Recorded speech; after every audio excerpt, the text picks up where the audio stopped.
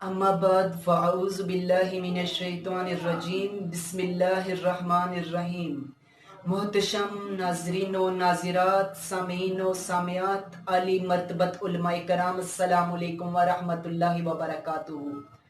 निकाह चार वजूहात के पेश नज़र किया जाता है। लिमालिहा, लिहस्बिहा, लिजमालिहा, लिदीनिहा। एक तो औरत से निकाह उसके माल की वजह से किया जाता है कि ये मालदार है और इसके ज़रिए मेरे पास भी कुछ माल आ जाएगा। दूसरा ये कि औरत से निकाह उसके हसब नसब की वजह से किया जाता है कि ये आली मर्तबत ख़ानदान से ताल्लुक़ रखती है।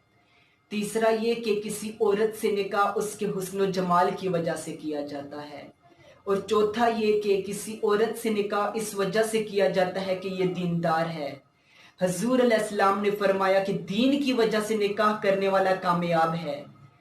यहूदियों में आज भी अमूमन माल की वजह से निकाह किए जाते हैं। ईसाइयों में हुस्न जमाल की वजह से निकाह किए जाते हैं और मुस्तफ़ा करीम के ग़ुलाम दीन की वजह से निकाह करते हैं। हजूर अलैहिस्सलाम ने फरमाया, जब तुम्हें कोई दावत निकाह भेजे, तुम्हें उसकी इखलाक और उसका दीन पसंद आ जाए तो फिर इनकार मत करो, निकाह कर दो। अल्लाह अकबर। निकाह के लिए तलाश जो करना है, हमें वो नेक औरत की तलाश करनी है। अबू अल अस्वद एक बहुत बड़ा अरब शायर गुजरा है। एक दिन अपने बेटों से कहने लगा कि मेरे तुम्हारे ऊपर दो बड़े एहसानात हैं। एक एहसान तुम्हारे पैदा होने से पहले और एक एहसान तुम्हारे पैदा होने के बाद। बेटे कहने लगे कि पैदा होने के बाद का तो एहसान समझ में आता है, लेकिन पैदा होने से पहले क्या एहसान था? तो अबू अल अस्वद कहने लगा कि जैसा कि मैं एक शायर था, मेरी ख्वाहिश थी कि मैं अपने लिए एक खूबसूरत बीवी की तलाश करूं। जब मैं इस तलाश में निकला तो फिर मैंने सोचा कि अब मैं इस ख्वाहिश को तर्क कर दूं और अपने बच्चों के लिए एक नेक माँ की तलाश करूं, एक नेक माँ की तलाश करूं कि जो कल मुस्तकबिल में मेरे बच्चों की एक अच्छी माँ भी साबित हो सके। अल्लाह अकबर। तो निकाह सिर्फ इस वजह से नहीं किया जाता, खूबसूरती की वजह से, माल की वजह से, बल्कि निकाह के लिए जो हमें तरगीब दिलाई गई है वो यही कि एक नेक औरत का इंतखाब किया जाए, सालेह औरत का इंतखाब किया जाए जो कल को तुम्हारे बच्चों की अच्छी तरबियत कर सके और एक अच्छा माशरा तश्कील दे सके। हजूर अलैहिस्सलाम ने इरशाद फरमाया कि तीन चीज़ें इंसान की खुशबख्ती से हैं: अच्छी सवारी, अच्छी बीवी और अच्छा घर। ये तीन चीज़ें जिसे मुयस्सर आ जाएं वो खुश नसीब इंसान है।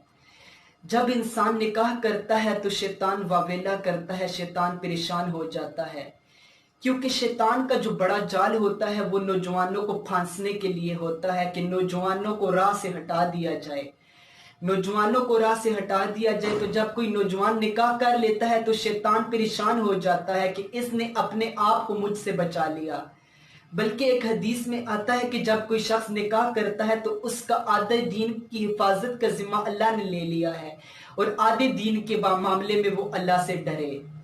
निकाह ज़ौजैन के दरमियान एक अहद है जो जिंदगी गुजारने के लिए तह पाता है। निकाह एक अहद है जो एक या दो आकिल बालिग आज़ाद मर्दों की मौजूदगी में तह पाए निकाह कहलाता है। और निकाह के लिए यह भी इरशाद फरमाया गया कि निकाह को एलानिया तौर पर किया जाए। और हजूर अलैहिस्सलाम ने इरशाद फरमाया कि निकाह का ऐलान करो और निकाह को मसाजिद में मुनक्किद करो। आज भी आप देखें, ईसाइयों और हिंदुओं के यहाँ निकाह को मंदिरों में और गिरजाघरों में मुनक्किद किया जाता है, ना कि उनके पास पंडित को खुद आना पड़े। और चाहे वो बड़े से बड़ा शहजादा शहजादी ही क्यों ना हो, वो खुद चलकर पंडित की तरफ, मंदिर की तरफ जाएगा। तो आज हमारे यहाँ भी इस चीज़ को आगे, इस कल्चर को आगे लाना चाहिए कि निकाह को हमें मसाजिद में ही तश्कील देना चाहिए, निकाह को मसाजिद में ही मुनक्किद किया जाए। और एक और जो सबसे बड़ी बात आपसे कहना चाहता हूँ कि आज निकाह को मुश्किल से मुश्किल तरीन कर दिया जा रहा है और बुराई को आसान से आसान कर दिया गया। आज एक बूढ़ा बाप अपनी बेटी के लिए, बेटी को ब्याहने के लिए पूरी पूरी जिंदगी कमाता है कि किसी तरह इसके हाथ लाल करें। एक भाई अपनी बहन के लिए कमाई करता रहता है और पूरी पूरी जिंदगी वक्फ कर देता है। बाप इस तक ख्वाहिश के लिए जिंदगी वक्फ कर देता है कि बेटी का जहेज बन जाए, बेटी के जिस वक्त बारात होगी तो जो लोग खाने पर हमलावर होंगे उनके खाने का बंदोबस्त किया जाए। लेकिन फिर भी आखिर बाप कर्जा लेकर ही बेटी को ब्याता है। साहिब हमें सोचना होगा, आज निकाह को आसान से आसान तर करो। आप उठा कर देखें, सहाबा के निकाह देखें, हजूर अलैहिस्सलाम के निकाह देखें, हजरत अली उल मुर्तजा, हजरत फातिमा का निकाह देखें, आप देखें कि कितनी सादगी से इस्लाम हमें तरगीब देता है। और आज हम हैं कि जो निकाह को मुश्किल से मुश्किल बनाए चले जा रहे हैं।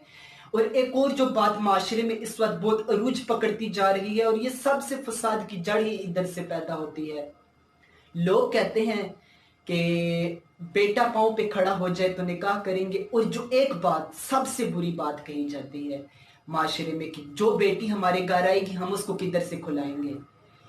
यार ये बात मैंने बहुत से घरानों में सुनी है। जब ये बात सुनते हैं तो सर पकड़ कर बैठ जाते हैं। क्या खुलाने वाले मैं और आप होते हैं, मुझे बताओ, या खुलाने वाले रब की जात होती है? यार जब कोई औरत आती है तो वो अपना नसीब लेकर आती है, अपना नसीब लेकर आती है। और जरूरी तो नहीं कि पाँव पे खड़ा हो लिया जाए। हमारे माशरे में पाँव पे खड़ा होना इसे नहीं कहते कि आपकी 10-15 हज़ार तनख्वाह है, बल्कि हमारे माशरे में पाँव पे खड़ा होना उसे कहेंगे जिसकी 1.5 लाख 2 लाख तनख्वाह होगी। तो इस स्टेज पर बच्चे को पहुंचते पहुंचते भी उम्र लग जाती है, और वालिदैन कहते हैं पाँव पे खड़ा होगा तो निकाह कर देंगे। और अल्लाह फरमाता है कि तुम निकाह करो, पाँव पे हम खुद खड़ा कर देंगे। निकाह रिज्क में बरकत का जरिया है, निकाह के जरिए रिज्क के दरवाजे खोले जाते हैं। अल्लाह अकबर। अल्लाह ताला हम सबको सोचने समझने की तौफीक अता फरमाए, जो कुछ सुना उस पर अमल की तौफीक अता फरमाए, हमारे तमाम सगीरा और कबीरा गुनाहों को माफ फरमाए। वमा तौफीकी इल्ला बिल्लाह।